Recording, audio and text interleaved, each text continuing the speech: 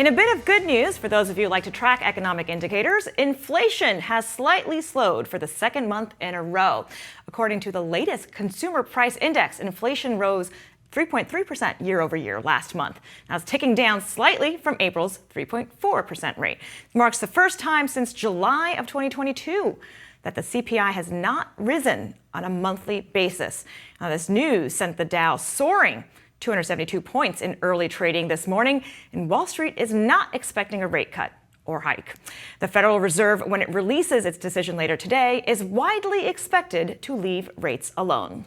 But many online not entirely satisfied with this news. Bonafide Wealth President Douglas Bonaparte tweeted, quote, celebrating the cooler than expected inflation report with $30 avocado toast. An RNC researcher tweeted out a list of price increases since President Biden took office, which include a 55% gas price hike, 21% increase in groceries, and 22% increase in eating out. Meanwhile, the Biden campaign is celebrating the latest inflation data. The campaign tweeted out this CNBC clip this morning. You've got these great things that went down. Eggs, turkey, fish, bacon, ham, cheese, veggies, potatoes, canned fruit and veggies. That's fruit cup, David. You know, the Del Monte with the big syrup that you had that you were growing up? It's even got some fruit in it. Fruit, yeah. A little bit of fruit. What else is there in life? There's gasoline, egg. I mean, this is it. So you don't go out. If you go out, it's still expensive. Right. That's good list. Yeah, at the same time, you still have I'm looking at another list. Car insurance inflation, 20.3%. Transportation, 10.5%. Hospital service, 7.2%. Car repair, 7.2%. Electricity, 5.9%.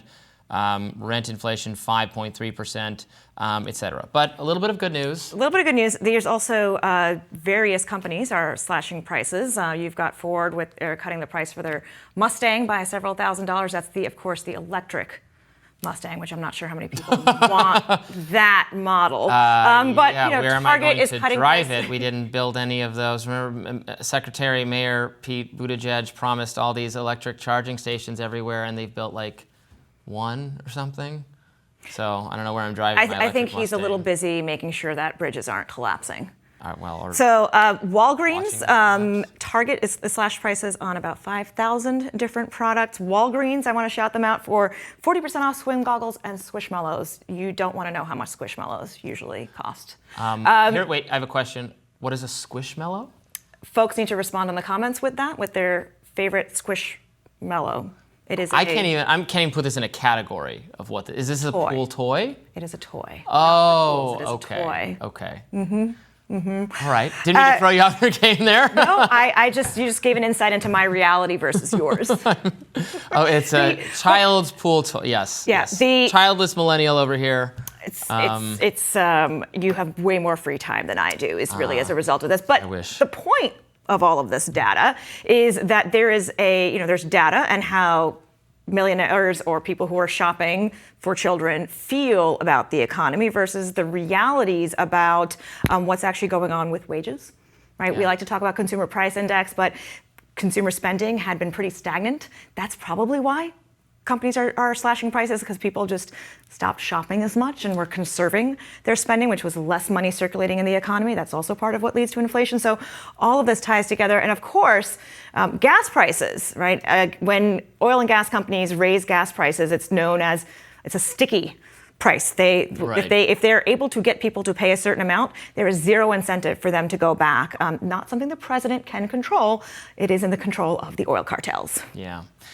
This does obviously matter, even if the slight good news, the slight decrease in inflation is good news for Biden because this election is so close. It's going to be so close. Obviously, Trump is leading right now in a lot of the key swing states. He's leading on, questions of who do you trust on the economy. I just saw yesterday 538's projection. They did this massive simulation on who's more likely to win. They had Biden likely to win 53 times out of 100, Trump likely to win 47 times out of 100. Different pollsters have Trump slightly ahead, different ones have Biden slightly ahead. Trump has never gotten above 47%. right? And he's never gotten above 47%. This is all going to be Biden's what's approval rating happened is like on the margins. -8 billion, to give you a very scientific But number. in terms of global perceptions, World Bank is actually saying that they expect global growth to be above 2% because of a strong U.S. economy. So the world thinks that we're going to be doing great. Talk to world leaders and polling with them. They also think that Biden would be better for global relations than President Trump. But that's World probably not a leaders surprise like there. Vladimir Putin was one of those, I believe, who has said that he. I don't know that Putin does the polling that the rest of the world order said does. He prefers he Biden, does his which own I just find numbers. interesting because I was like, Trump's such a Russian stooge. Russia says they're pulling for Biden. How fascinating to me.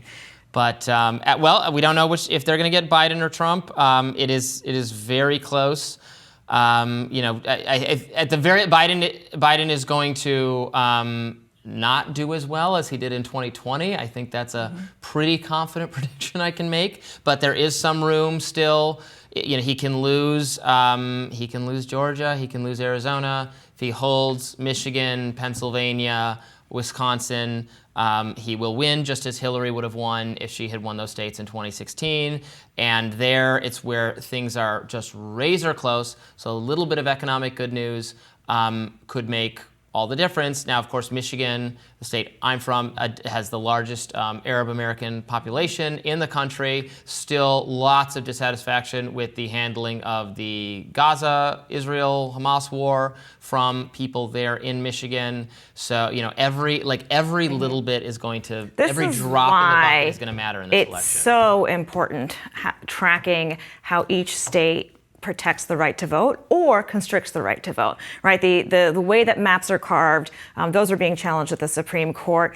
Do we actually have a system of government where one person, one vote, as opposed to the city of Nashville, where the state decided to just carve it up to make sure that they did not have a single congressional seat that was Democratic. Blue city carved up so that different pockets of that population were given elsewhere. Republicans and Democrats both do that. Gerrymandering, schmerrymandering, but it is going to come down to, right, we're talking about, a couple thousand votes in each state. Look at your state legislatures. That is where it matters. That's what's going to decide this election. Yeah, no doubt. So we'll have to see how the inflation numbers proceed, but this was the first good news in a long time. And I know that does matter to Americans, even though I said, a lot of the things we're paying for are still quite high, but every little bit counts. So we will continue to see how this impacts the presidential race and everything else. I'll be interested to see if there's any change in the polling for Biden based on this. Of course, we got to wait a couple weeks till we get that.